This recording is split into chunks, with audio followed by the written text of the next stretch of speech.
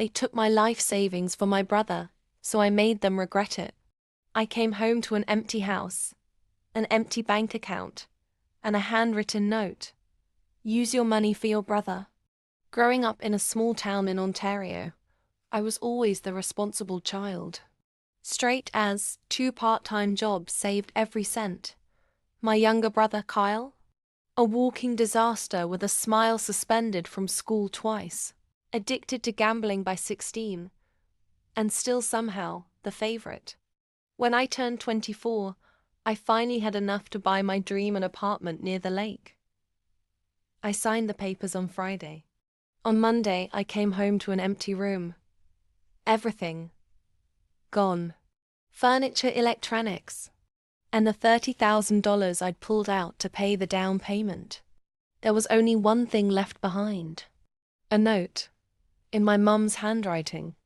Use your money for your brother. He needs it more. No apology, no explanation. Just betrayal written in blue ink. Hours later, my phone rang. My dad. Katie. Sweetheart. Kyle's in trouble again. Please, don't be mad. We just needed to help him one last time. One last time. They drained my account. I later found out they forged my signature to authorize the withdrawal.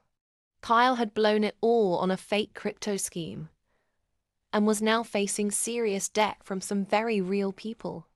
I didn't scream. I didn't cry. I got to work. Kyle was always reckless but dumb. That was his specialty.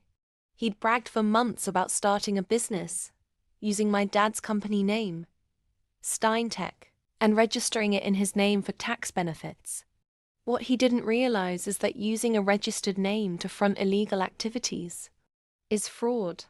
So, I did what any loving sister would do.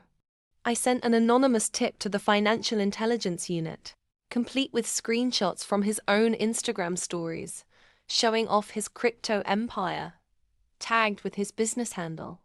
I even included a spreadsheet. Yes, I made one of suspicious transactions he posted online. Within 2 weeks, Kyle was under investigation. By month's end, his accounts were frozen, and he was slapped with a fine so massive even bankruptcy couldn't save him. But that wasn't all. The bank launched an inquiry into the forged withdrawal from my account. Turns out, my parents' favoritism included committing federal fraud. They were arrested. I watched them being led out in cuffs.